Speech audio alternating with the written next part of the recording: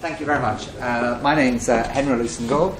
I'm the founder of Promoting Economic Pluralism, and we produce the Mint magazine, and our mission is to open economics to a wider set of voices, different ways of thinking about economics, different ways of understanding how the world works, because we believe that at the moment we desperately need innovation and different ideas to address the huge challenges we face as a human race. And one of the things we do is have monthly events, and this is one of them, and I'm very pleased you were all able to come here. And I'd like to introduce our brilliant couple of speakers. We'll be starting, each of them will talk for about 20 odd minutes, and then we'll open the floor to discussion. So without further ado, I'd like to introduce Steven Garner, who runs an organisation called Grandeo that provides financial services in this very area. So he is a practitioner day to day, dealing with blockchain, currencies, the whole caboodle. So is well versed to get us going. Thanks very much, Steve. Okay. Just me, is it okay? Yeah, just I'll introduce I've got some slides that I'm going to quickly go through. They're just headlines, so that get you up to speed. And then I'm going to ask you how many of you know about cryptocurrencies and blockchain, so I get a feel of the audience. And absolutely, the first problem we have is the password, which is the old-fashioned typing in a few letters and characters. There's only a blockchain. Exactly. So it's not one of the problems we have with technology. Private and public keys. If I say okay. All right. So I run a blockchain technology company. I started life out as an economist, and I thought I knew everything about economics until 2008, when everything I learned was thrown out the window. So things like quantitative easing, I assumed was going to have massive inflation. I thought those zero interest rates basically would have serious fiscal and monetary issues. And all the modelling, I used to run a hedge fund, and I used to write code on the factors of finding out the valuations of stocks and indices and ETFs, etc. And all the assumptions we made have all gone out of the window. Interest rates, currency rates, government debt, all gone. So after 2008, I thought, there's something different in the world.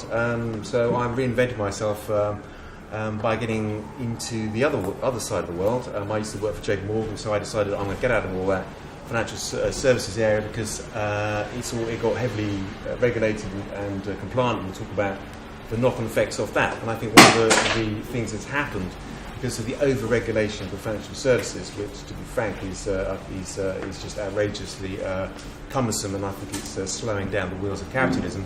The other side of it, people are now moving into a new world of cryptocurrencies and blockchain. So before I just go through some headlines, so you get an idea of what's actually happening in the real world or not, I'm just going to ask, who knows what Bitcoin is? Well, I know what it is, but do you have it? Okay. Okay, and what about blockchain? Okay.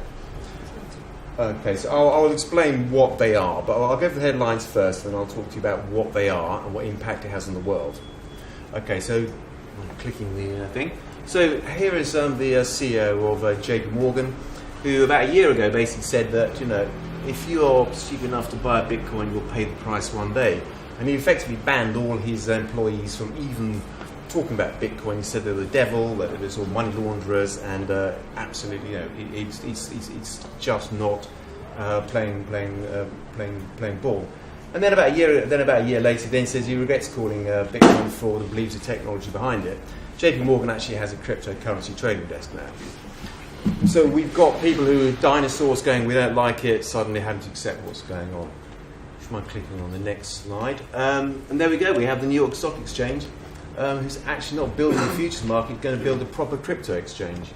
So we have the stock exchanges, the old stock exchanges, which are, as you're probably aware, are all very owned, which effectively live in countries. So you've got the New York Stock Exchange that lives in New York, the regulators are basically in New York, you've got the Swiss Stock Exchange, the London Stock Exchange. They're all now realising that their business models are pretty much over, because we now have 24-hour continual trading in the FX markets and also in the cryptocurrency markets. So the old world is having to recognise that this new world of cryptocurrencies is effectively on their doorstep and is going to kill them off, so they're now going to join it. I'll click the next one. This is the rather more cynical side of it, or the more cynical, or the side of it which I think is actually quite frightening, in that, and we'll talk a bit about what blockchain is doing. But China has now decided that by 2020, all its citizens will be on a blockchain and in a government-controlled database, and all the citizens are going to be ranked. They're going to be given a score between 0 and 1,000, and depending on your score, it will have an impact on whether you can, which schools you can send your children to, whether you can hire a car, whether you can get a mobile phone. They're linking this to social media, so the more likes you have, you'll seem to be a better citizen of society. This is straight out of 1984, George Orwell, and this is really quite frightening, but seems to be no one's that bothered by it. We have a benign dictator in China, and we have this going on. 2020. I was speaking to a Chinese national actually this afternoon, and she was saying that this is already in place. And if she went back to China with her family, it was quite surprised that she couldn't actually hire a car because she didn't have a score on the system. Okay, so that's that headline there. Next one, please. Right, some statistics. I'm going to whiz through these very quickly. That's just a chart there showing you the volatility of cryptocurrencies. There's a few cryptocurrencies up there. They've all got nice logos, and people trade these pretty much 24 hours a day. When I mean people, it's individuals, and they write lots of computer programs called bots, which go off and basically trade these things when they're asleep. And that just shows the volatility. So I click on the next one. That just shows you the number of currencies there are. So in 2013 there were none, and then there was 7. So the first one was Bitcoin, and then we had Ether, then we had Litecoin, and then had a few more. And right now we've got over 1,500 currencies. There's a few things to show you. That little map up there shows you where all the trading activity for Bitcoin is. So you can see it's very much a European and North American activity. But the strange thing is that most of the trading is actually done in Japan and China, which doesn't feature there at all, because the Chinese and Japanese aren't allowed to trade Bitcoins. So what they do is they use something called VPNs, and they go to different countries and trade the currencies there. And I think what I'm trying to highlight here is that cryptocurrency is not controlled by anybody, and you can trade these wherever you want to, on your phone, on a laptop, and you can be sitting anywhere. So it's very hard for regulators and governments to do anything about it. So for example, China banned Bitcoin quite recently, and the trade volumes went up, and they realised they can't do anything about it. The same thing happened in South Korea. So politically this is quite a challenge. We have something that's going on where governments can't control it. This one down here is showing you how actually cryptocurrencies are tiny. There's a lot of noise, it's absolutely minuscule. And that slide there shows that the cryptocurrency market's worth about 350 billion.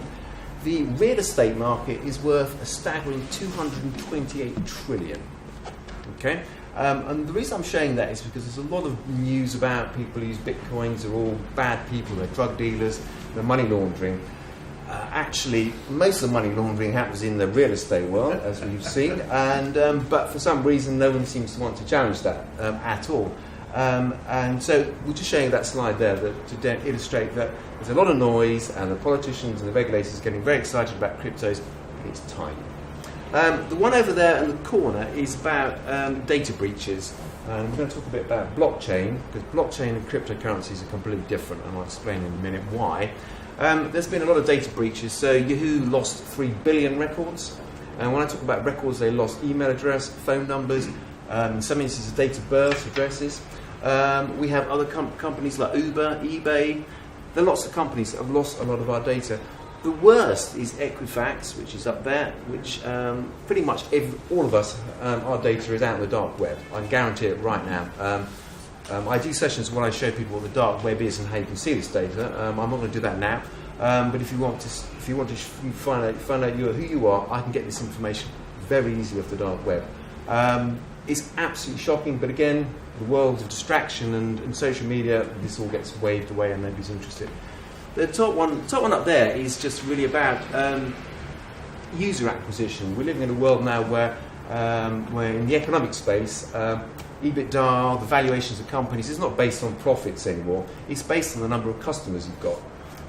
And that slide up there shows you that the airline industry took 68 years to get 50 million customers. And you can see going along, it's taken some companies quite a long time to get customers. So Facebook, it took 3 years. Twitter, it took 2 years. Pokemon Go, it took 19 days to acquire 50 million customers. And we're finding that this is the world we live in. It's all about having users and customers.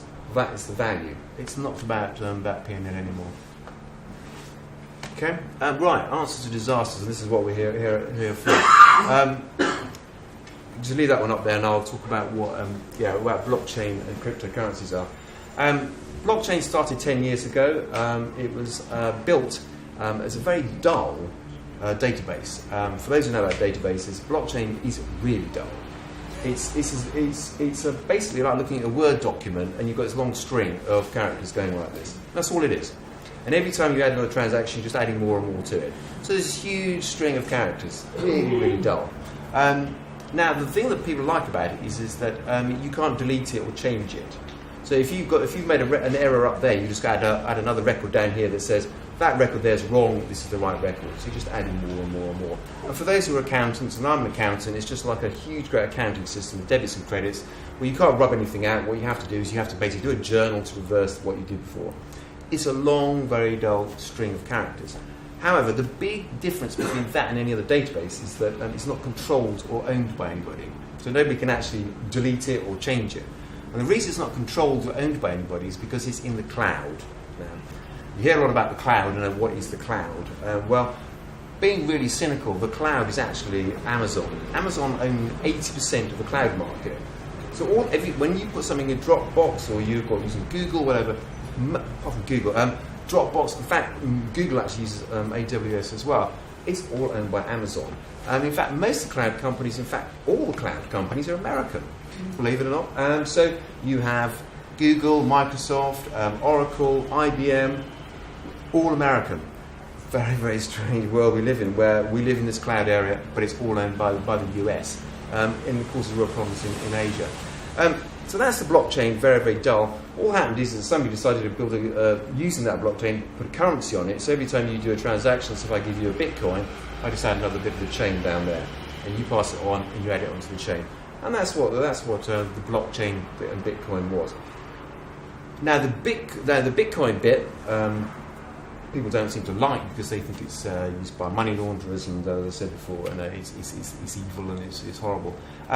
However, the blockchain technology is actually quite useful and quite interesting. Well, I think it is.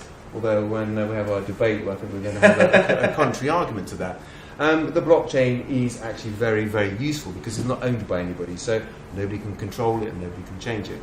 This is an example of an app that we're launching in a couple of weeks' time, where what you do is with your phone, you take a picture of any legal document or anything where you want it to be stored, and with a timestamp, and can be left and can be ignored. And I'll give you an example. Is of a will. So if I write a will, the courts often have issues of people trying to say, this is the will that my great uncle wrote, and it looks like it isn't actually the one he signed. And lawyers then have to get filing cabinets and get the will out. What we're doing here is we're allowing the person to take a photograph of their will, putting it onto a blockchain. It gives it a timestamp.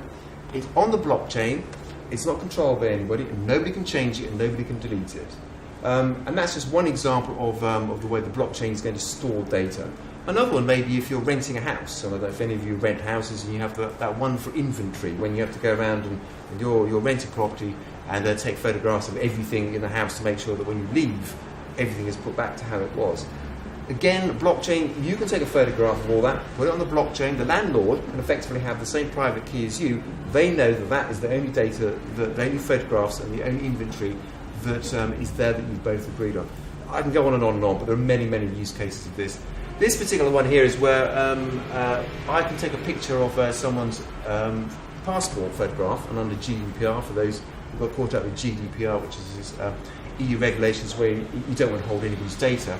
And this one in here, I can take someone's a photograph of somebody's passport, put it in the blockchain, and that person owns the passport. I don't have any record of that. I don't control that data, and it goes onto the blockchain.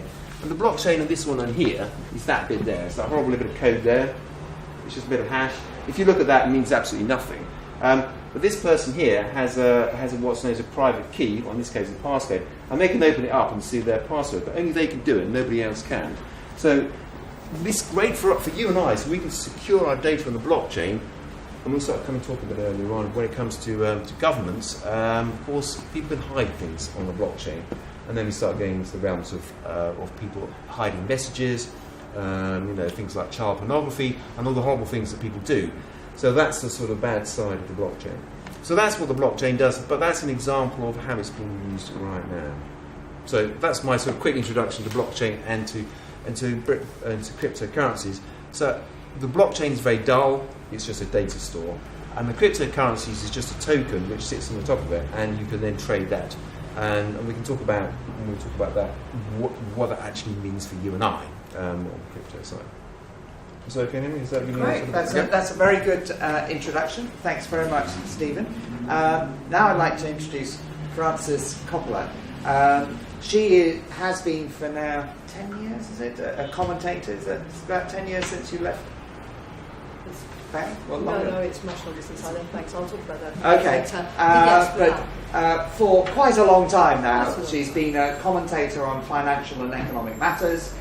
She has a blog which you can follow, and is very active in the Twitter sphere as well, and is interviewed and heard on the likes of the BBC and so on, and is, I think do you tweet mostly about, or I think blockchain is a big topic, isn't it? It's a big topic. It's not all I tweet about. Not at all, but it's quite a big, and it's incredibly controversial, isn't it, on the web. So I'll now leave you to Frances to give her perspective. Good evening, everyone. Now, I guess I'd better explain a bit about where I came from, because every crisis has its winners, and I guess I'm a winner. So a long time ago, I worked for banks, and I specifically worked in IT originally, information technology. And after being a coder for a few years and an analyst and project manager, actually designing and developing real-world systems that really processed loans and financial applications and things like that, I hopped the fence into the business and designed it from the user side. And my work encompassed just about everything from what they call middle office, which is basically trying to keep a handle on the risks the traders are taking, more or less. Back office, settlements, payments, finance. The only thing I've never done in my life is made a loan or done a trade. So although people say, you're a banker, you were a banker, and I go, no, I wasn't. I worked for banks, but I wasn't a banker. I spent my life trying to control what the bankers were doing. I left banking in 2002. My last job was at RBS, where I amused myself in the aftermath of the corner shop taking over Tesco's, putting in place a group consolidation system, which interestingly meant we had to gather data from all over the organisation, pull it together in one place and try and make sense of it. I have to say that blockchain would have made that a whole lot easier, actually. And, there are good things about blockchains. Trying to get everything together in one place to common standards and understand it all at that time was not that easy. But after I got on one plane too many, on the 9th of September, I actually got on a plane, 2000, I got on a plane. It's September the 11th, 2001 I got on the plane, even though I knew what had happened. And at that point I thought, because I had to pick up my kids from the childminder, and at that point I thought life's too short. And I engineered my way out of banking to become a singer and a singing teacher for many years, which was my first love, because I am also a singer. And I studied at the Royal College of Music a long time ago. We could do with microphones here, Henry, because I don't want to shout, and they're struggling to hear at the back. Please do. Yeah. We don't actually have, because we try to keep people close, so we haven't actually. So can I suggest, if people are struggling, they come and sit at the front? There is space at the front if you're finding it difficult to hear. You stand up. Yeah, you sit here. You could stand up and not. Yeah. Okay. I actually feel quite uncomfortable looking down on people when I'm talking, so that's why I wanted to stay seated. Okay. And I stayed being a singer and a singing teacher for 10 years until the financial crisis happened. And then after that, around the same time, and this is something that we kind of ignore, around the same time that the financial crisis happened, there was actually major developments going on in social media. I mean, we should remember that social media has only been around that long, really, too. So my brother introduced me to Twitter in 2010. It took me a while to get hold of this idea. Facebook was a little bit early, but it was around the same sort of time that we had these kind of developments in social media and kind of shared communication and building of hive minds. The idea that you can create consensus or dispute across a very wide range of people who don't know each other. And that's arguably the social media phenomenon. It is also what drives blockchain, or more specifically the cryptocurrency phenomenon. And it, I think, is going to govern a lot of our development of our societies going forward. And in a way, that sounds immensely positive, but I always sound a warning about it, that the ability to create very large social groupings of people who don't know each other and don't trust each other can have the potential for disaster. So tech is neutral, but the way in which we use it as humans can be good or it can be bad. And sometimes that can be very polarised. Steven alluded to the monster that we've managed to make of Facebook. I look back on the early years of social media as being a bit of an age of innocence, maybe up to about 2014, thereabouts. There was an age of innocence when everybody said, yeah, we can just communicate with each other on Facebook across the world, we can share pictures, we can share ideas on Twitter, we can have conversations with virtual friends who we've never met. Gosh, this is wonderful, this is the shape of things to come, and then you suddenly find that behind it all is something that's collecting your data and using it for purposes for which you never intended it. You didn't know they were doing it for which you never intended, and over which you have no control. So we should be aware that the blockchain, the cryptocurrency, the distributed ledger technology, well, you didn't use that term, but I will, kind of grew out of that. It's emerged at the same time and for similar reasons. It's part of that phenomenon, and we should be aware that it can be used to achieve great good, I think. It could also be used to achieve great evil. And that is not to do with the technology, it is to do with who we are as humans. That ultimately these are social phenomena, all of them. One of the things I keep saying to people on social media about Bitcoin particularly, because Bitcoin is hugely polarised at the moment, is that ultimately what happens in the cryptocurrency space is not about the technology.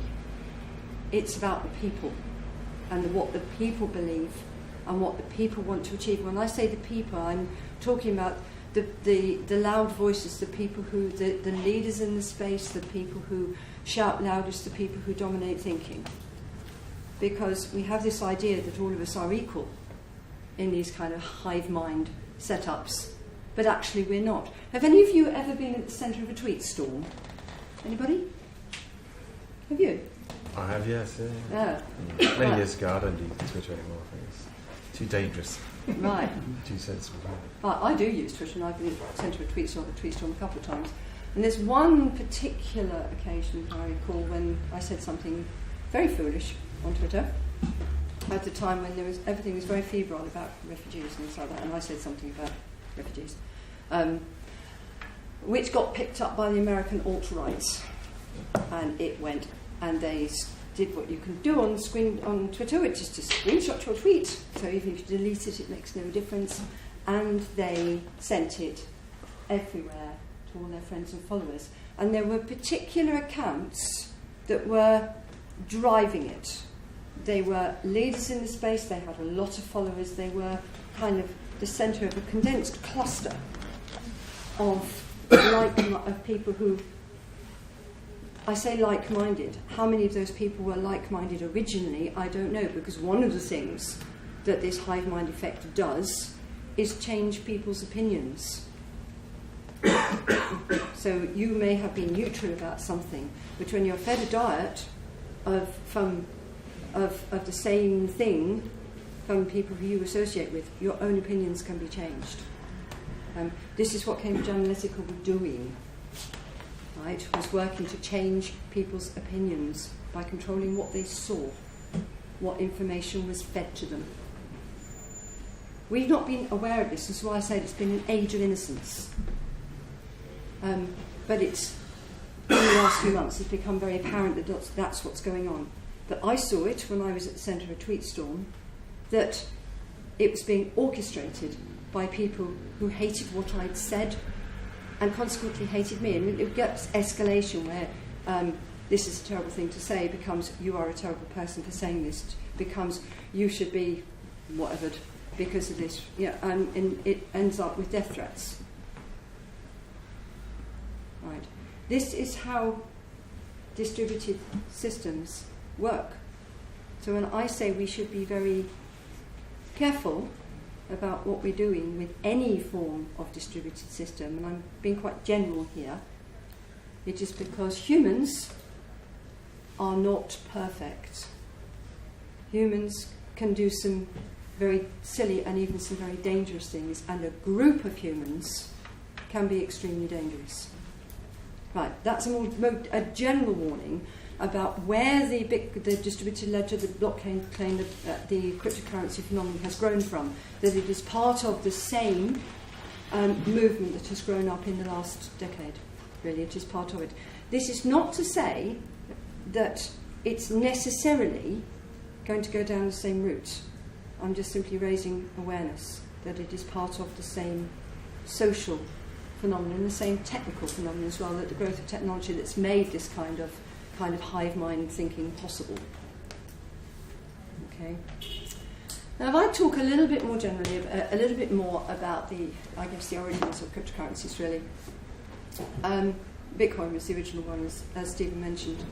In actual fact, it appears that the anonymous creator of Bitcoin, who is known as Satoshi Nakamoto, appears actually to have been working on a proposal for a peer-to-peer electronic cash system before the financial crisis. There are early sketches from about 2007. But it's a kind of a seize the moment that after the crash happened, there was a massive, massive loss of faith in the existing financial system. And not just in the financial system, but in the economic system as well, and even in the political system, and the ramifications of that are still being felt today. The origins of things that have happened since, the rise of populism and so forth, can be traced back to the financial crisis and to the distrust in institutions that arose from the financial crisis. It's almost like there's kind of been a terrible wound to the fabric of what we had trusted or what people had trusted before that. There'd always been people who didn't trust it, but suddenly lots of people didn't trust it. And so we got the loss of faith in experts. Yeah, we got the Queen's questions to economists. How come none of you saw this coming? Yeah, we got the almost visceral hatred of bankers, and so on. Lots and lots of things that are, and in America as well, also hatred of central banks. Lots of belief, as Steven said, that central banks were treating us all as guinea pigs, trying out experiments with quantitative easing that were all going to end in hyperinflationary disaster. They didn't, but lots of people thought they would. And so when Satoshi Nakamoto first generated the first block, the Genesis block, I think it's the header, isn't it? Mm-hmm. Actually, say January the 3rd, 2009, another bank bailout. Gordon Brown. Gordon Brown, yes, indeed. Immortalised in the Genesis block of Bitcoin. It's immortalised in the Genesis block of Bitcoin, immortalising and recording for all time, because remember, this cannot be changed, the origin of Bitcoin in the reaction to the financial crisis and the extraordinary measures taken by both central banks and governments to deal with it. We were very wounded. And the thing about a wounded economy, a wounded socio-political fabric, if you like, is that there's an opportunity there for new things to grow. Those things are not necessarily bad. I'm not saying that. I'm saying that it created an opportunity, and it was an opportunity that Satoshi seized. Yeah. In its early years, Bitcoin was a bit geeky. Few people played with it. I was one. And it had a few imitators and a few jokes, so they created one called Doggy Coin, which had a nice picture of a dog on it. They call it Dogecoin these days. They don't even know where it comes from. It was Doggy Coin. And it was all a bit of a laugh. And even Bitcoin was not taken that seriously in its early years. It was a bit of a kind of a geeky something for people who were a bit nutty. But as time's gone on, it's grown in importance, and more have developed, and people have developed upon and built upon the platform created by Satoshi. Satoshi himself disappeared in about 2012? Mm-hmm. About then. Said, I'm off to other things, and hasn't been seen since. But his legacy has been built upon by others, and now we have Bitcoin itself, which appears to have been taken over by gold bugs. I was quite struck after the financial crisis about the way in which the sort of latent hankering for gold standard, something that was certain and didn't wobble and fixed, came back. And so there was a lot of people sort of saying, bring back the gold standard, everything will be fine. And that seems to have all gone a bit quieter. But now we have Bitcoin. Just fix everything to Bitcoin, and everything will be fine. And Bitcoin has got this hard issuance limit of 21 million bitcoins that we reach sometime next century. And after that, there will never be any more, and so this is even better than gold. And you can fix everything to it, and nothing will ever wobble again. And I find myself thinking, yeah, this is like abide with me, isn't it? You know, that in an age of change and decay, please give me something certain and fixed that will never change.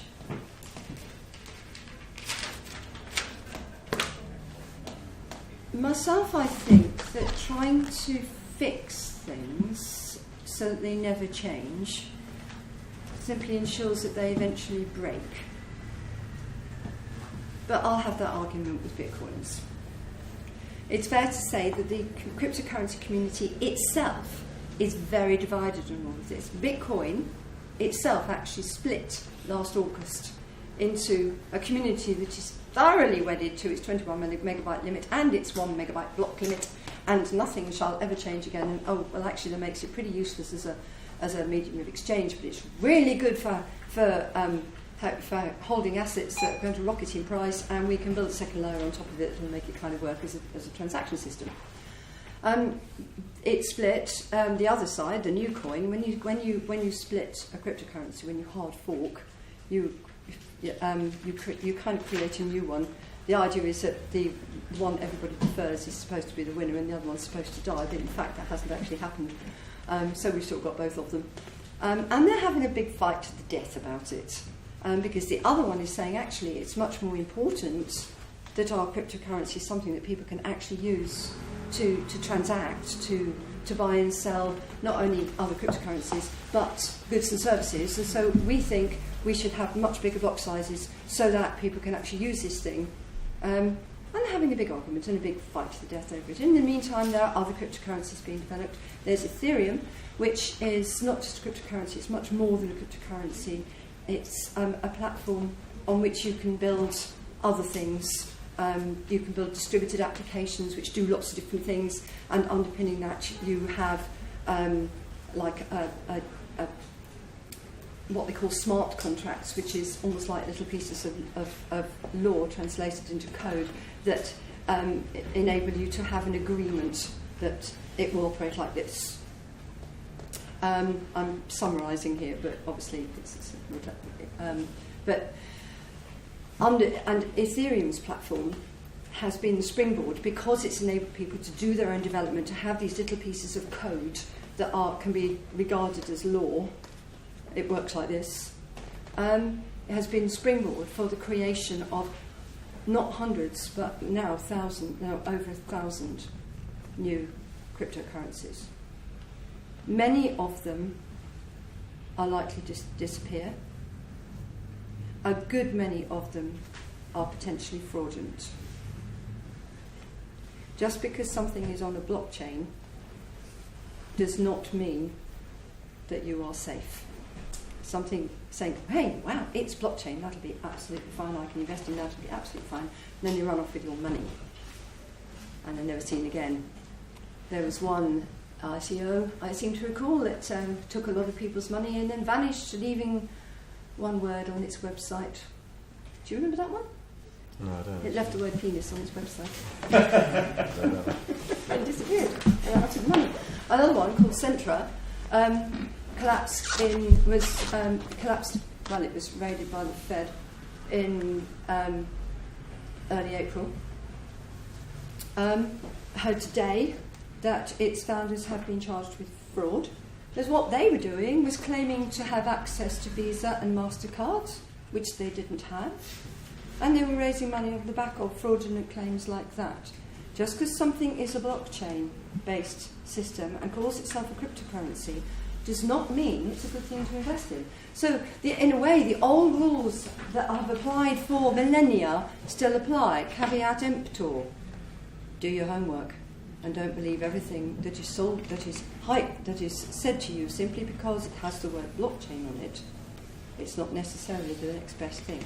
So what I'm seeing at the moment is a fair amount of enthusiasm, quite a bit of fraud around a system that rides a wave that began around the time of the financial crisis and is part because of it, and where it's hard to see where that wave is going. I'd like to hope and believe that where it's taking us as a human society, along with what's happened with social media and distributed systems generally, actually will take us somewhere good. But we should be mindful of the fact that the ride is likely to be very bumpy and a good many of us could get hurt along the way.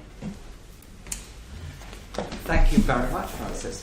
Well, that sort of, I think both have covered well the sort of the good and the bad and where it might end. So now I want to open it up to you to ask questions, and we'll seek to, Francis and Stephen will seek to answer them, but they could be comments or they don't have to be questions. But who'd like to start? There's new rules to questions, actually, that apparently the evidence suggests that if a woman asks the first question, it's a much better discussion. Have you heard that? No, I haven't. Yes. Various people have stated this fact. It's going to be one of those sort of maybe myths that become sort of established by frequent repetition. But it seems to be quite a good rule in terms of promoting pluralism, economic pluralism, to see if any woman in the room would like to start with a question. Not to put any pressure on. If there's no one who feels like that, then we can move on. Well, any advice on how we can do the homework? Right, so what sort of homework should we be doing to avoid fraudulent outcomes? Anyone else would like? We'll take a couple of other questions.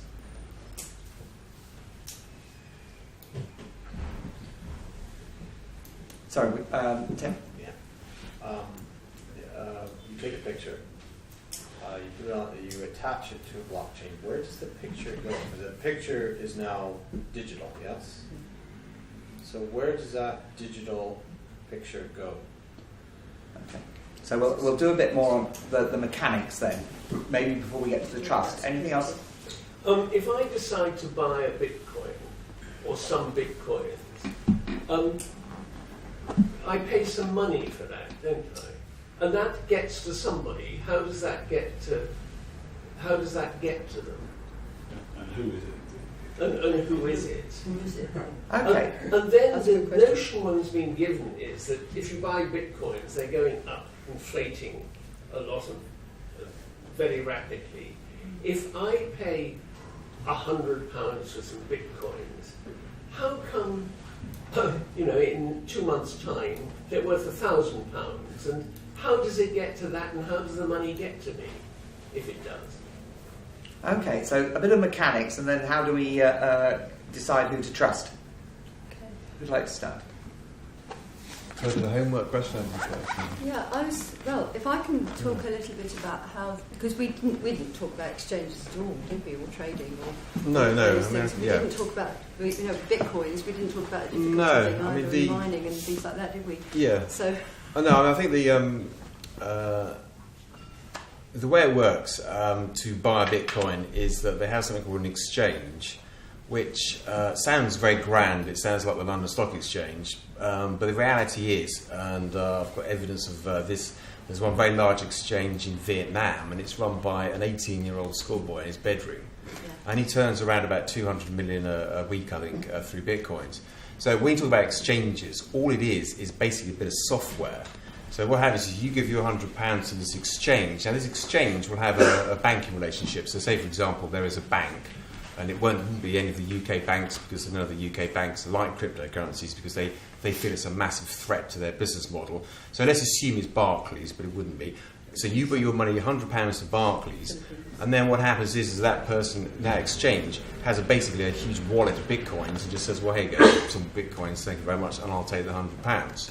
So actually, the exchange is effectively it's like a currency pair. It's just that you've got a real fiat, but fiat currencies, which is real money, and then you've got these little these virtual currencies. Once you've got your £100 into the system and you've got your bitcoins, you can then trade those into other currencies. So the big problem with the way people trade bitcoins, it's very hard to buy them. Actually, even harder to get back. So if you put your £100 in, you might find it very difficult to get your £100 back. So what's happened is that most of the trading that happens in cryptocurrency, and most of the people who trade there are people who were trading 4 or 5 years ago, who, for example, I was speaking to a lady yesterday. She had 20,000 bitcoins, which the bitcoins worth about $10,000 each, and she got these 20,000 bitcoins about 6 years ago, and she paid literally, I think, 10 cents for them. Yeah. So she's got a lot of bitcoins. She can't turn that into real money. So what she does is she uses that to buy other currencies and just basically trades it. So it's like a magical world of trading sort of lunch and vouchers, and that's what it is. But as has been mentioned, it's been geared up into something that's actually completely different. Does that sort of answer your question? Well, yes, but you're saying this money she put in, it's now worth a hell of a lot more, but she can't turn it into money. No, so it's not worth it. It's all about supply and demand, and the Bitcoin went up just before Christmas because some hype. Social media, everyone's going, Bitcoin is going to change the world, you're going to make loads of money, and there's all this hype, so people pouring in there, putting their £100 in, buying to Bitcoin, and it was all demand. And then suddenly it stopped, and then the price went down. At the same time, the real big boys came in, which was the institutions, and the CME, the Chicago Mercantile Exchange, decided to launch Bitcoin futures. So, of course, all the institutions started shorting the Bitcoins, and the price went down. So you've got effectively these poor retail people who have been absolutely hammered by the institutions. And one of the things that I think is quite unusual about Bitcoins and cryptocurrency, it's the first ever financial product where the retail people designed it and the institutions can't get into it. Most products all start with the institutions. They all build these things for each other, and then they start selling it and mis-selling it to all us, and we end up being completely hammered with all the insurance scams and everything. But this is the first time when we have the community, however you might like to describe them, have created this financial instrument. So it's a very different place. So at the moment, I'll show you that slide of the New York Stock Exchange. They're trying to work out whether they want to play in the sandpit with all this stuff going on, and they're not quite sure how to do it. But I think they all recognise that whether Bitcoin is the future, I don't think it is, because I think that there are other things that are going to come out of this. They're trying to work out. They don't want to lose out, so they're trying to work out how to get into it. So there's demand and supply. So that's why the price has gone up. I would say that the data you can get on cryptocurrencies is exceptional. I can get so much data on the liquidity, everything about the trading patterns on Bitcoin, more than I can get on any currency pair, on any other stock market trade. And the reason I can get this data is because it's all free. If I go to London Stock Exchange, I have to pay for it. And we're in a world now where, you know, you see what's happened with like RDR, where we all used to have IFAs we could go to. It's all gone now because what's happening is independent financial advisors. We always could go to an IFA to get advice. We can't do that anymore. And what's happening is that and this is what I think, following from what you're saying, is after 2008, the cartel got bigger. The banks were too big to fail, so they put lots of money in, put lots of compliance and regulation around those banks, stopped anybody else trying to disrupt those.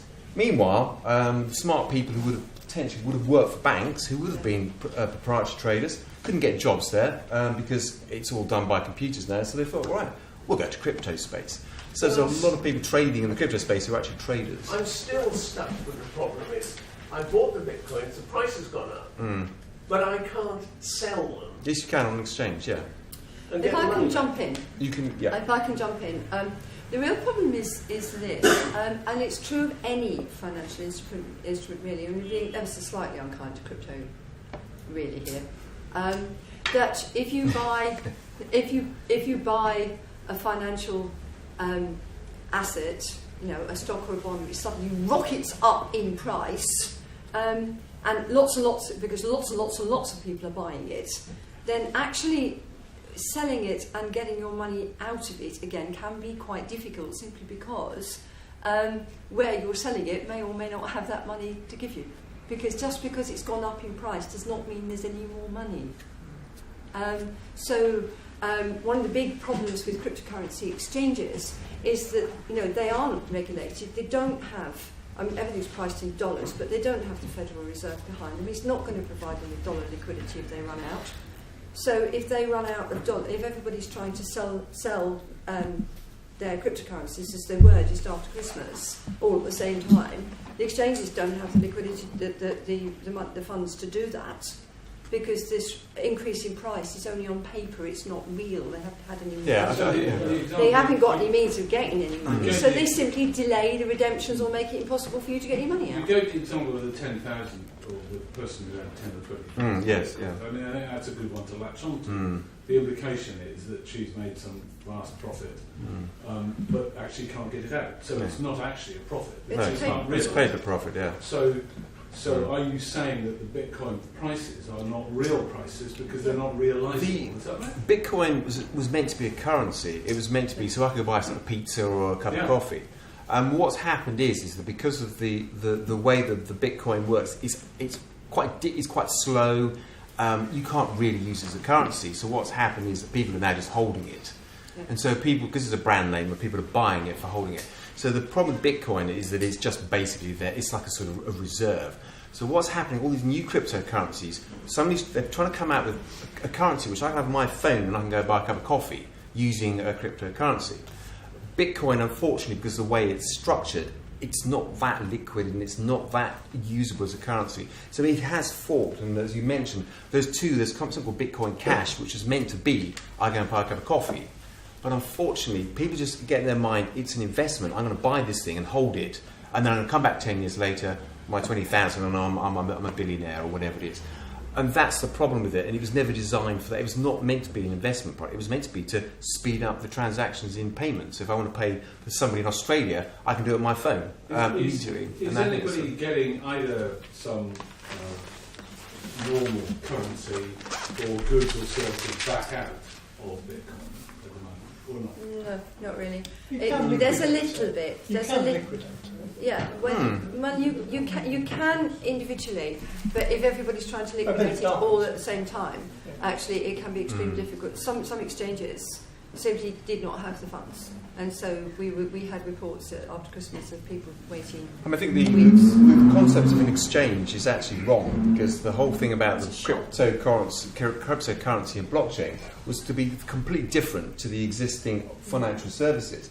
and somehow it's morphed into the financial services. Yes. Because the problem with an exchange is I've got counterparty risk. So I've got this like 18-year-old kid in his bedroom in Vietnam, sitting on $200-300 million worth of Bitcoin.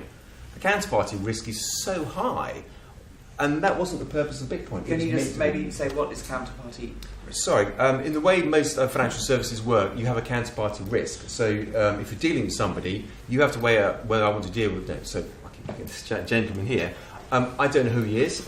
So if I want to do business with him, I'll carry out due diligence. So I'll do checks on him, find out, passport, utility bill, find out his financial standing, his relationships with other people. And so when I've got the trust in place, then I feel comfortable, and then we will start trading. Now, in the Bitcoin space, there is trustless, because if I'm trading with someone with another Bitcoin wallet, I know that it's going to get settled and cleared immediately. I don't know who the other person is. But that's a completely different economic business model from the one we have in the financial services. And what's happened is that the Bitcoin, as I said, was meant to be currency. It was meant to be able to pay money very quickly from A to B. And it's turned into something that looks a bit like a financial product. And it was never meant to be that. So we're having these, I think, the slight problems with the cryptocurrency. So I don't particularly like cryptocurrencies. I think they're here. They may work in the future. But I like the underlying blockchain technology. And you probably hear a lot of journalists and a lot of media saying that. Because the blockchain, I think, is actually more interesting. Although, if we start talking about blockchain, that is, I think, that's more frightening than Bitcoin. And I've shown you that slide from the Chinese, because the way it's going to be is, I'll predict it right now. In 5 years' time, when you go to hospital and have a child, the first thing they're going to do is they're going to get the DNA and they're going to put it in a blockchain. And that's the identity for that child, and they're going to have a start date. The start date is the birth date, and it's going to be in a blockchain. And that will be their identity for the rest of their life. And when they die, there'll be an end date, and it'll be on the blockchain. And that's the way it's going. That's what they're doing in China. India has basically decided to put 1.2 billion of his citizens onto a blockchain. Sweden's doing the same. Denmark is doing the same. It all sounds wonderful because it's all about saving money. But the reality is, and this is where we as a human race, we've got to decide, do we want to have our identities and everything we do put in a blockchain? So I think from an ethical, moral perspective, that's the really frightening bit. But it seems to be everyone's focusing on Bitcoin and all the cryptocurrencies. Well, that's a red herring. I think it's just really nice. Those blockchains are not distributed. Can we? Sorry. If I Let's. Yeah. Can I make a comment, actually, because I really want to jump in here. Because I think this is really, really important that you want to talk about blockchain, and I do want to talk about cryptocurrencies, because one of the big principles, big drivers behind Bitcoin, and a good many of not all by any means, but some of the cryptocurrencies, is actually anonymity and privacy and the ability to hide. The right to be forgotten on Google is the same sort of thing. Only that's mandated by law. But part of the driver behind the Bitcoin phenomenon was I want to be able to transact trustlessly, so I don't need to trust the other person. I don't need to know who they are. I need to know anything about them.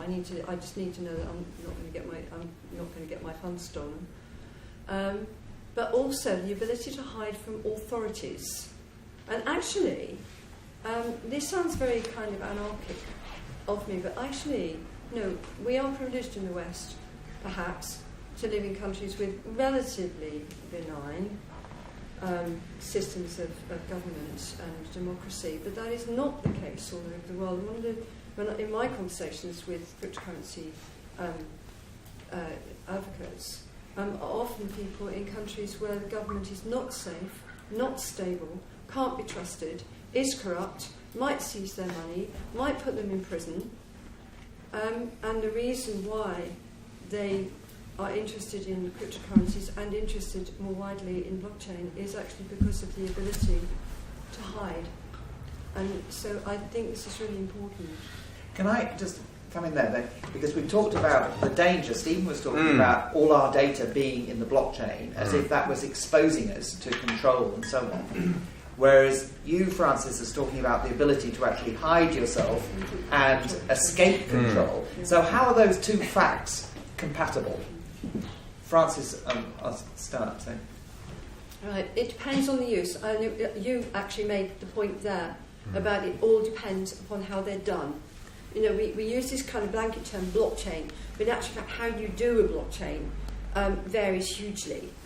So you can have a blockchain, a blockchain that's limited to a particular group, a permissioned blockchain, and only the people in that particular group can see it.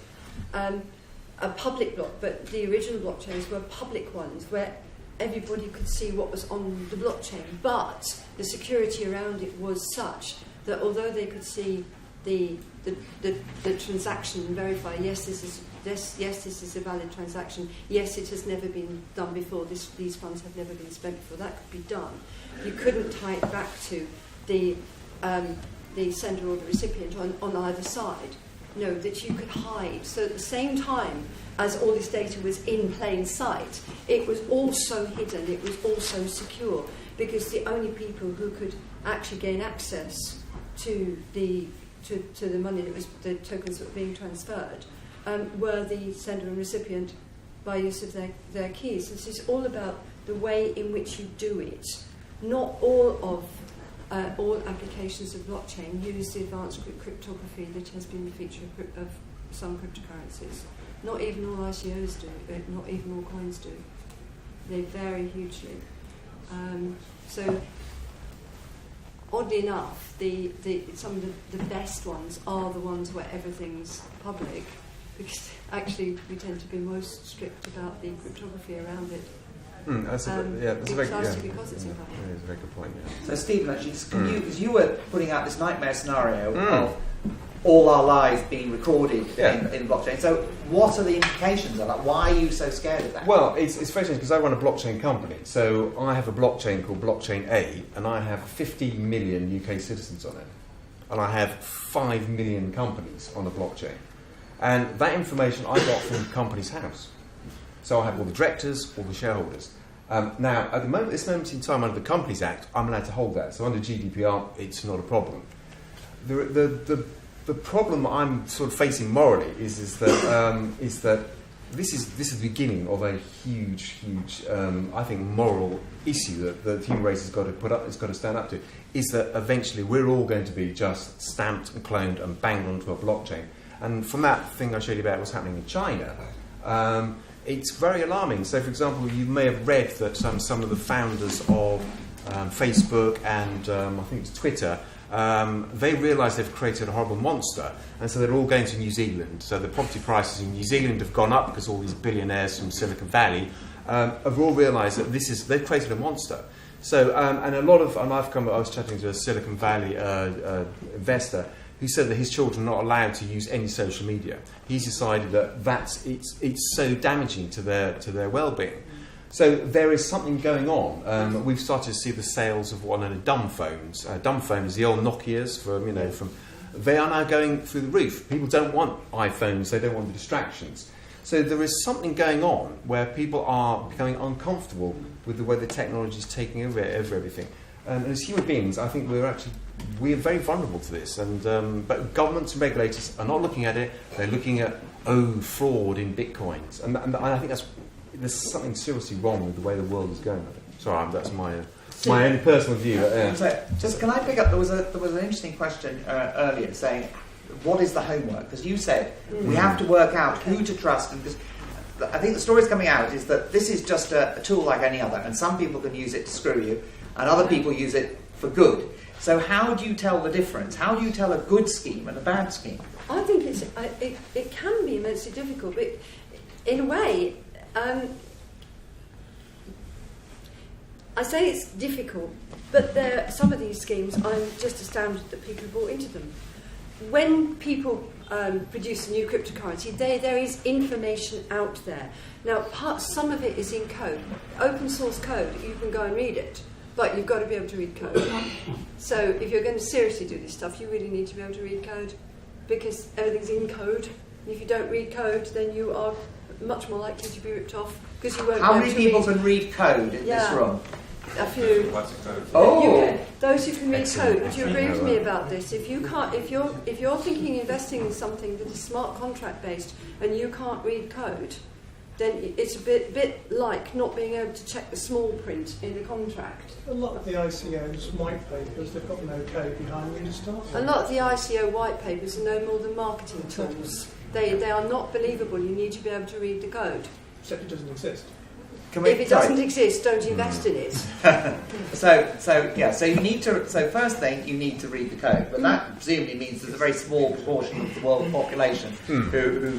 What else can you do if you can't read code? Should you just not go near anything to do with? I mean, my view is that in every sort of society you get the elite, and they have, for example, the elite of say 1,000 years ago were very muscly men who could go out and kill people, and then it's changed over time. So it then became those who were literate, and they became the elite. The elite, I guess, for the sense of the Second World War, probably were bankers. I mean, I think we could say that it used to be all the property prices in London. People used to say it was all about bankers. Bankers have always been the elite. That's Have now. you look at Florence in the 14th, 13th century. Yeah, okay. I'm saying that since in our lifetimes, the elite now are technologists. And they're the people holding the power, and they're the people who are changing our lives. And we've seen it by accident, the way Facebook is dominating our lives. Whether that's a good thing or not, I don't know. But one thing I do like about blockchain is, I'm a coder myself, and I've been coding for 30 years, is that blockchain is going to completely decimate the IT industry. And we've done studies, and the amount of money that's spent in the IT industry is Gartner did a thing, it was about 400 billion a year is spent on IT in companies. That's all going to go. Blockchain is going to decimate the IT industry. So all those people who want to send their children to be computer programmers, don't do that. And I can tell you that the industry that doesn't want blockchain is actually the IT industry. I was speaking to the CTO of a very large investment bank quite recently, and he was saying that they don't want blockchain because they realise that it's going to literally wipe out not only the back office and middle office, because the thing about Bitcoin is instantaneous clearing and settling, and there's something called Ripple, which is what the banks are now using. They're going to save so much money. We'll allow you to come in a moment. Okay, so you don't think it's going to destroy the IT? No, I don't. I was looking recently at something that some of you would have heard of. Anybody heard of SWIFT? Yeah. Yes? Right. SWIFT is the international messaging service which is used for international payments, among other things. It also sends non-financially related messages as well. It's not a money transfer service. It's sometimes talked about as an international money transfer service, but it isn't. It's a messaging service. Now, so it's sending payment instructions, and then the actual payment in the existing system goes via the central bank links, goes via the RTGS, the real-time gross settlement systems through central banks. But the instruction goes via SWIFT. Now, because this is just a messaging service, with different types of message, in theory, it's rather a good use case for a blockchain. Yeah, because a blockchain is simply a list of messages, really, transactions, right? So you could put your SWIFT messages onto a blockchain, and SWIFT thought they could do this. It was a fairly obvious thing to do, right? So they looked at it, and they concluded that although they could do this, the implications for bank settlement, for bank back offices, were so enormous that they're not going to do it. Because the to protect jobs. Yeah, SWIFT have a monopoly, by the way. I think That's what we have to remember. A lot of monopolies, they see new technologies. Yeah, I know, but it's a cooperative of banks, which is a cartel. And I think that one of the things which we haven't really touched on is the whole Bitcoin blockchain is a libertarian's dream. For those who don't like authority, this is great fun, and you find a lot of people who embrace this. Don't like authority, they don't like control, they want to do their own thing. And I think a lot of that's to do with exactly what you just said about the likes of SWIFT, where they can save a lot of money, they can make our lives better, we can do transactions which are immediate, but again, we're not going to do that because it's not in our interest. Hang on a minute. And I think that's the problem with because you keep saying transactions that are immediate, and the fact is that Bitcoin settlement is not instantaneous. It's not. Well, it's certainly faster than Visa and MasterCard. No. No, it isn't. I would put. It genuinely isn't, and I think it's really important that people understand It's a complete myth. Visa and MasterCard, it's not instantaneous settlement. If you pay No, something, because they're the second layer. if you pay something on your Visa card, it sits there. It can sit there for 3 months because you can get your money back. It sits in escrow. If you go and take your goods I back, actually think being able to get my money back. I'll show you. Okay, well, I don't know Visa, I think MasterCard. this is getting into a technical space that Sorry. maybe we don't need to. No, I actually think this is really important because I keep hearing this about, it's instantaneous international settlement, and it isn't. It isn't. And also the comparison between Bitcoin and Visa and MasterCard, and you're actually comparing apples and pears. They're not the same thing. If you want to compare Bitcoin in Europe, you compare it with Target 2, and Target 2 is way faster than Bitcoin. Okay. It depends what you mean by fast. I agree, they're different because there's no settling and clearing. It's instantaneous. I give you my Bitcoin, you've got it. Whereas in the settling and clearing process, there is they check the agent's banks. You have to go through the cycle going all the way through. It's just a very different thing. And I think the speed thing is, and I'll send you an article. I know how Visa and MasterCard work, and it's they like to tell you about it. And what I'm saying is that you're comparing apples and pears. Visa, the correct comparator for Bitcoin and Visa and MasterCard is actually Lightning. You can do it yes, absolutely, yeah. It's actually direct comparison, which, if I explain, remember I said that Bitcoin turned out to be not terribly useful for settling, because actually is really quite slow and quite expensive too. So now what they're trying to do is say, well, actually that's not very good as a medium of exchange. So as a transaction system, it's really good for people to just buy assets and hold and wait for the price to go up. So what we're going to do is develop a second layer, a system that will sit on top of it. And it doesn't just necessarily just sit on top of Bitcoin. It's actually independent of it. It would interface with other cryptocurrencies as well, which is known as the Lightning Network. It's very much in beta testing at the minute. At the minute, all you can do on it is buy stickers from Blockstream's or Blockstream is the company that's developing this, and all you can do at the moment is buy stickers from Blockstream's online store. But you can, they're testing it. But that is much closer to the relationship that Visa and MasterCard have with the existing financial system. And I'm always very worried when people say, it's ever so much faster than Visa and MasterCard. And then you look at why some transactions on Visa and MasterCard might take a while to clear. And the fact that, the reason why you can get your money back on Visa and MasterCard is because sometimes things go wrong. Whereas on Bitcoin, you can't get your money back at all, even if things go wrong, and even if your goods never turn up. And so some of these things are therefore consumer protection. So do we want to have consumer protection? As it stands, cryptocurrencies are very niche. Yeah, even the biggest of them, Bitcoin, is tiny compared to the mainstream financial system. And yet its advocates do see it as disrupting and eventually replacing the existing financial system. So these are the kinds of questions we need to ask. So in that, let's open to some more questions from the floor. Paul.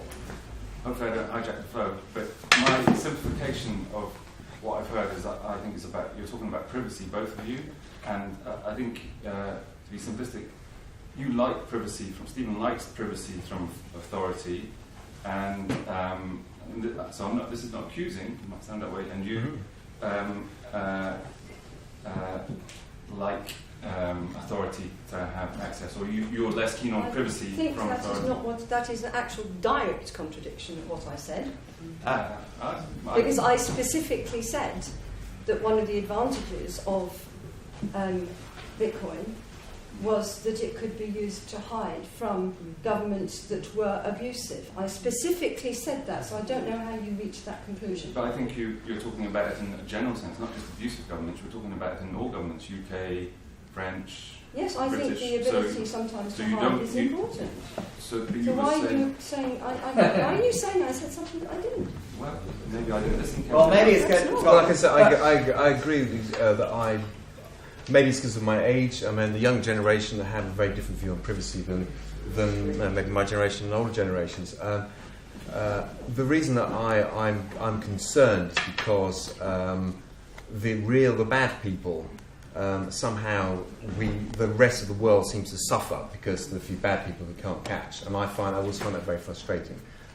Slight digression, but one of the biggest, as we know, money laundering, the biggest money laundering is property. I mean, say for example, who do you think the biggest money launderers in the world are?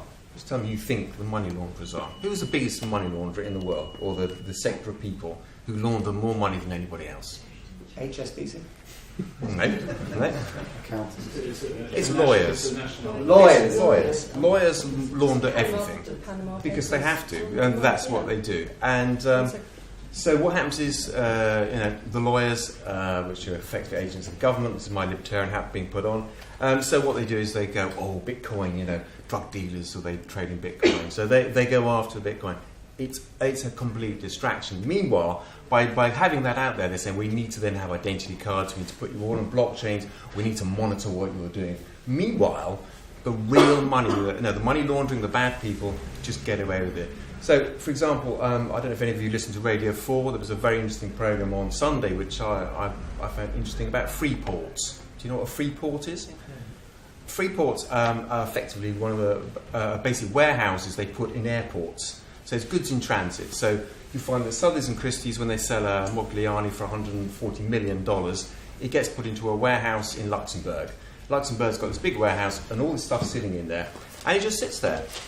And no one ever sees this artwork. And then what will happen is that in 5 years' time, they'll go back to Christie's and they'll sell it for a bit more. This is how money launderers basically launder their money. And it's there, it's very obvious, and but that's we not just illegal, though. it's completely illegal because they're not paying any taxes, they're abusing the laws. But that's why it's a free port. Yes, but that's the whole thing. Yeah. So you're laughing, which is great. But I'm sorry, but we're as human beings, we all have to suffer. If I go to my bank and tell them I'm trading bitcoins, they close my bank account down. So I will never tell them. But Stephen, you've had this long spiel about the money launderers. How will blockchain or cryptocurrency or anything solve that problem?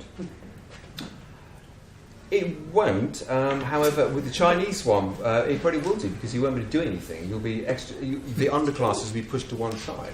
So centralised control through blockchain. He's going to end up with a. Sorry. Yes. A lot of countries ban cryptocurrency and blockchain and then take down that ban. And a lot of people are saying that in 5 years' time, like blockchain and cryptocurrency will replace a normal currency. What do you think about that? Yes, it will do, and I think that we can only look through history. And so, for example, for those who remember, I remember having my first mobile phone, and people used to laugh at me. They used to say, "What on earth have you got this thing in a briefcase with a phone in it?" And I'd be embarrassed to use this thing. And now, of course, we all have smartphones.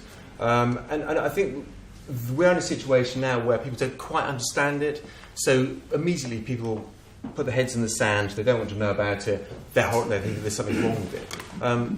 But I think, this is only my view, but I think it seems to be where the momentum is going, that yes, everything will be on blockchain, all the database companies will disappear.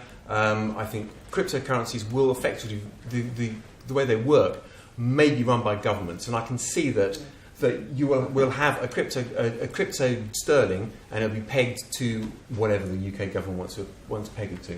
That's how I see it. I think we're there anyway because only 8% of the world's cash is actually physical.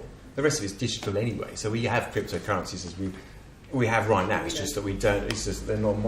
I really want to pick you up on this because a cryptocurrency and a digital currency are not the same thing. And I actually looked at this bit. I can see some. I mean, bank reserves are already electronic and have been for some time, but they're not cryptocurrencies. Just because a central bank produces something called sterling that it gives to banks. It's digital, though, isn't it? It's a digital, yes, but it's not a cryptocurrency. So what's your definition of cryptocurrency? Okay, the essence. Okay, if I talk about a cryptocurrency, in the sense, in the archetype is Bitcoin. There are other ways there are other forms of verification, as you know.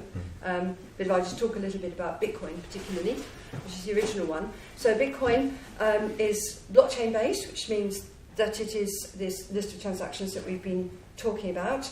Rather than the double entry accounting system, it is a list of transactions. blockchain. The block and the chain thing is to do with the fact that it's a bit like a ledger, a book. You kind of fill up one page, you verify that page, you sign it off, and you add it to the book. And so you kind of append it to the end, and you end up with this chain of pages or blocks. Yeah, and that's why it's called a blockchain. Okay, and each block is verified and signed off, right, as being every transaction on there is valid. Every transaction isn't double spent. It's all verified. Who is that verified? Right. In Bitcoin, and I specifically want to emphasize this is Bitcoin and some other kind of coins. Not all coins work like this. In Bitcoin, they have a form of verification that's known as proof of work. And when you sometimes hear people moaning about the energy cost of Bitcoin, and this is where it comes from, that in Bitcoin they have computer users, although these days they're very specialised ones, whose job it is to look for transactions, append them, stick them in blocks, and verify them, and that's what they do. And they compete to do it. They have to. It's all a bit complicated. It's a little bit technical, but they have to solve an algorithmic puzzle, and solving the puzzle takes a lot of computing power, and that's where the energy cost comes from. The first miner to solve the puzzle kind of gets the reward type of thing, and then the other miners all say yes, that's right, that's fine, and then the block gets completely verified and appended to the chain, and it's all to make sure that you haven't got kind of domination by one particular group and sort of trust keep creeping in. There is a cost to this, in that it costs energy. I'm not explaining it very well. But the point is that given that a cryptocurrency by definition is a blockchain, but it's distributed across multiple computers, that it is consensus driven, yes, but there's no one trusted authority that is making decisions and deciding what is right and what isn't. It would be completely ridiculous for a central bank to issue a genuine cryptocurrency, because it's distributed and trustless and has no central authority by definition, whereas a central bank by definition is a trusted central authority. It would be completely nonsensical. It might issue a digital currency which competes with a cryptocurrency, but it couldn't issue a genuine cryptocurrency. Okay, we'll move on. We'll come back to you. Sorry. Yes. It doesn't sound like the only energy cost to me. The gentleman said everything will be on blockchain. That sounds like quite a lot of storage. Yeah, it is a lot. Can I just make an observation as well? It's obviously not a pure currency at all. Can I suggest a new name which would be like Crypto Tulip Bowl? We've done that one. I've been roundly criticised for calling them tulips. I'll take on the I agree on the cryptocurrency. Well, the data storage is a very good point, because one of the issues that we have at the moment is duplication of data. So if you go to Carphone Warehouse or HSBC, give them a copy of your passport, it's the same data all over the place.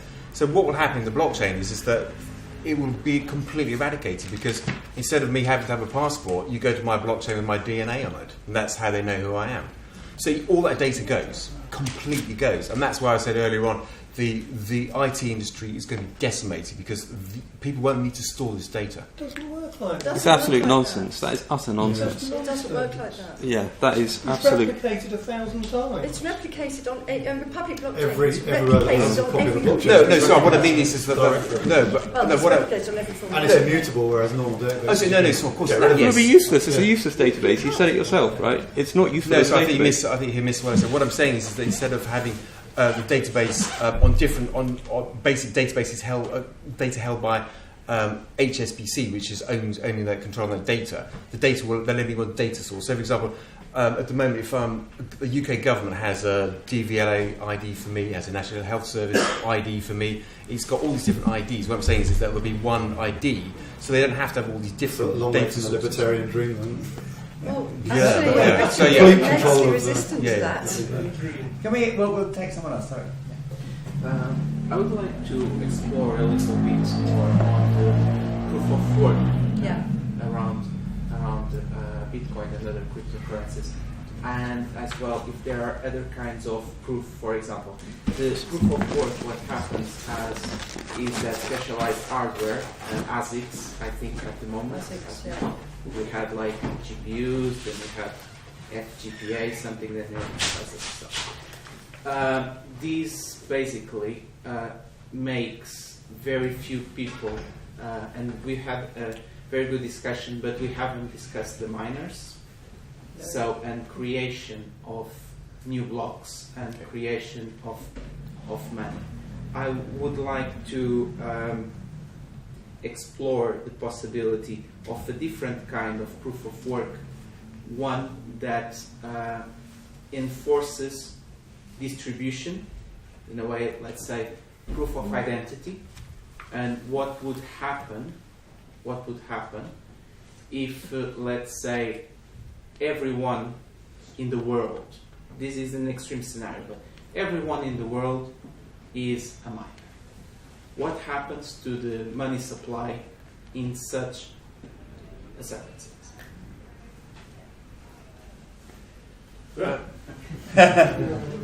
I don't know. I mean, It's an interesting, it's an very interesting point. idea. But I would just say one thing is that we're very focusing on Bitcoin. Yeah, we are. And the way that Bitcoin works may not be the way that it's going to Yeah. work in the future.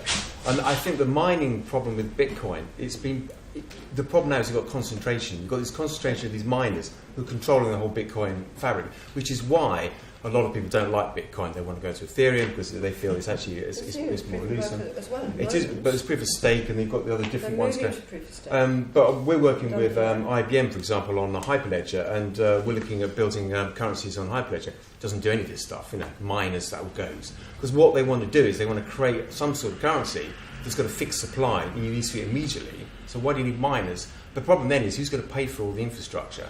And that's something that people haven't quite worked out, because as you said, cloud everywhere, all this stuff isn't there. Who's paying for it all?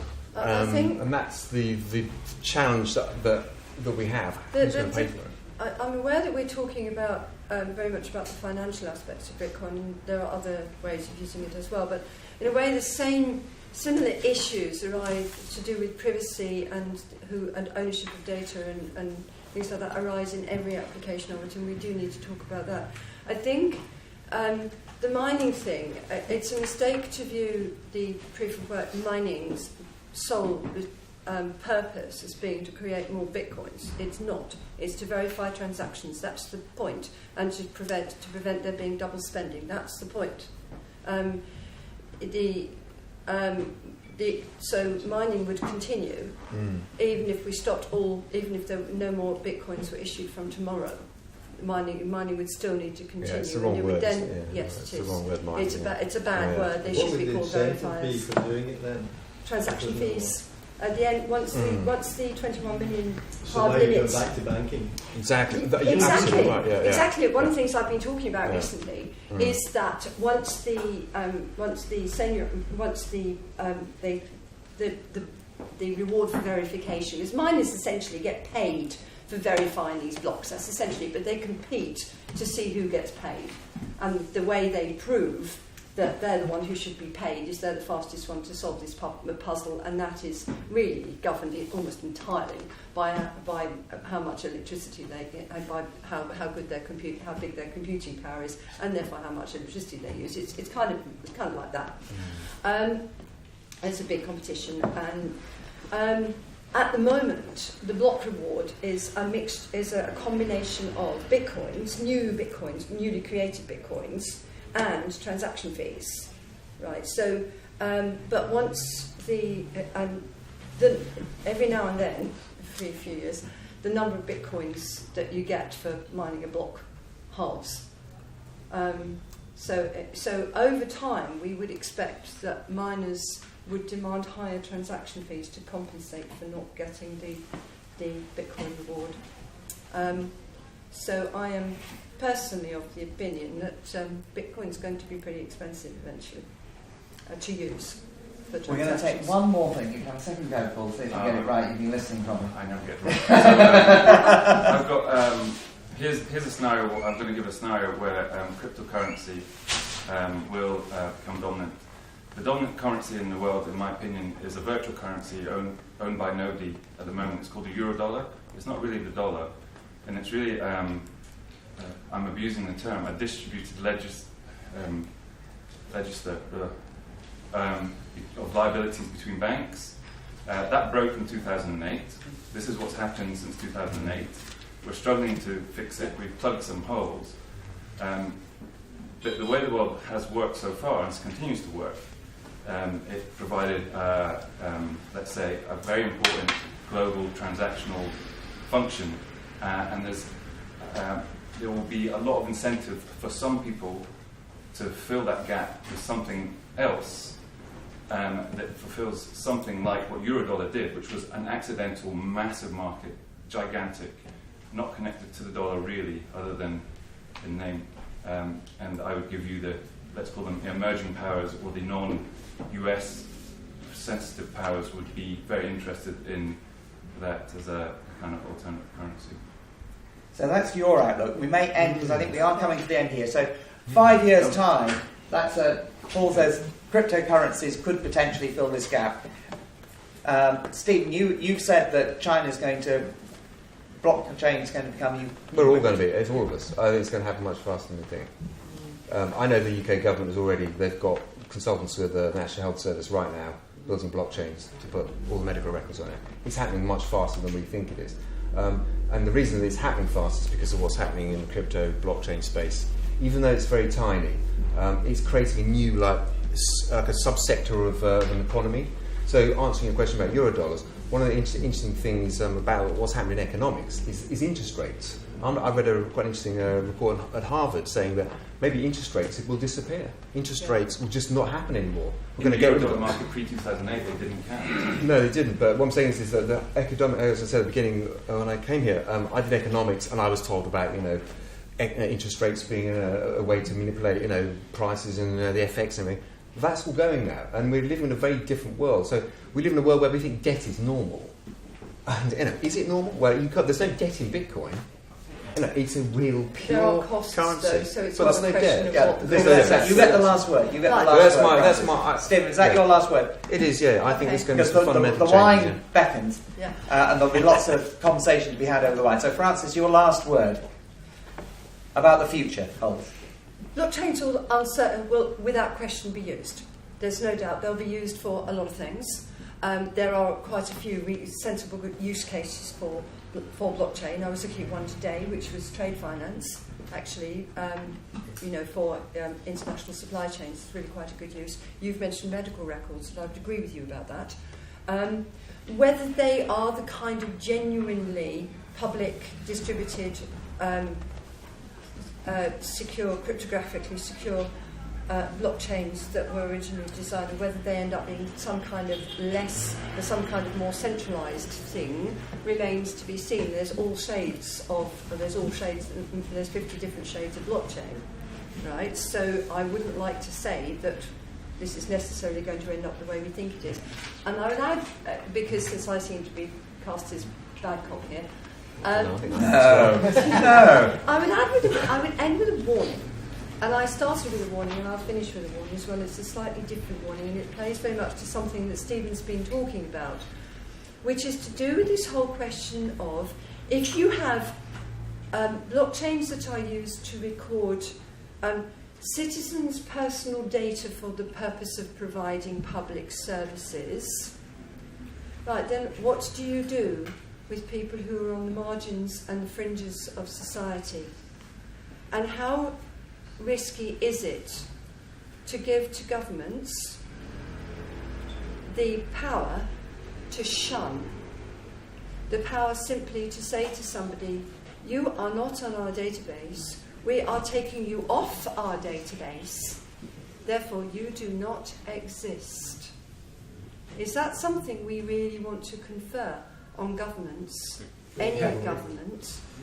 So for me, the original purpose of blockchain, in its original incarnation as Bitcoin, was precisely to avoid that problem, to remove from governments the power to control, to give to people the ability to hide, to transact, to trade and to live independently of what governments do. That's why it grew out of the financial crisis. And I think we should remember that that's where it came from. And that actually the move towards using blockchain for public services particularly is potentially very dangerous and potentially also a radical departure from the original reason why we were doing this. And I'll end there. Brilliant. Well, thank you very much.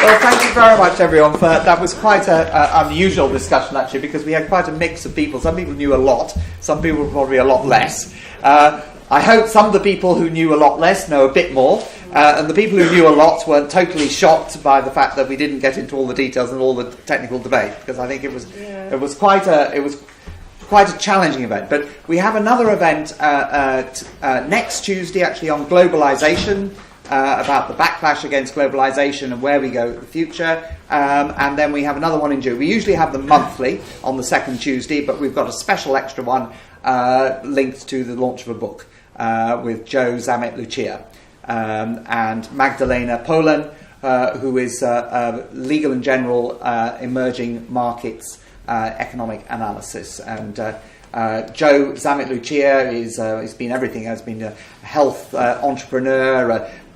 He runs a think tank. He's a sort of global thinker. So I do hope you'll come to some future events, which we'll continue to publicise. And now we have the next thing, which is a glass of wine and hopefully good conversation. Thank you very much for coming and participating so well.